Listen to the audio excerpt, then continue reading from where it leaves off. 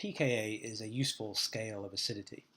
We can use it in this course to talk about the acidity of organic molecules, and this helps us be predictive about whether organic molecules will engage in acid-base reactions. So if we think about the behavior of some molecule, AH, with an acidic proton, in water, we should write an equilibrium reaction showing that this goes to A- and H3O+. In almost all cases in organic chemistry, all the molecules you'll be looking at, this will be an equilibrium reaction. There'll be a bit of both species present. We can then write down the equilibrium constant for this generic reaction as shown, and as usual, it's the concentrations of the things on the right divided by the concentrations of the things on the left. But because the concentration of the water stays pretty much constant throughout, we define a value Ka, an acidity constant Ka, which is just the concentrations of A- and H3O+ divided by the concentration of the starting acid.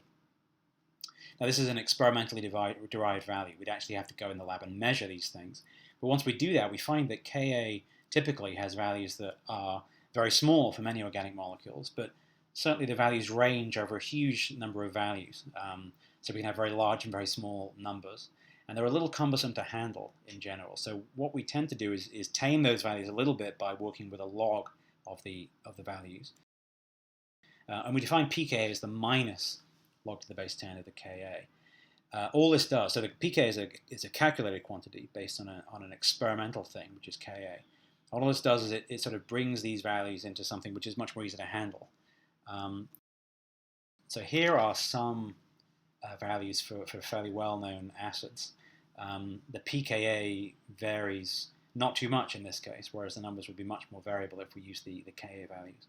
So for a strong acid like HCl, then the numbers are a little negative.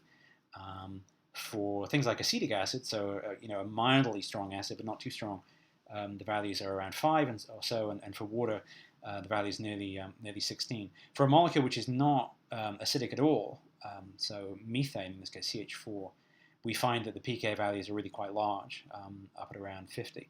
So these are the kind of extremes that you'll be seeing, with the lower pKa value being assigned to the stronger acid.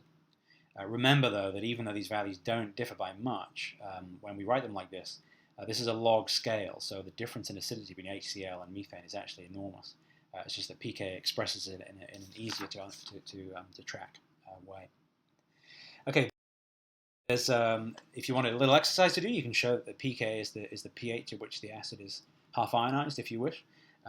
Otherwise, there's a section in the textbook 11.4 you can read about pK a little bit more. And that's it.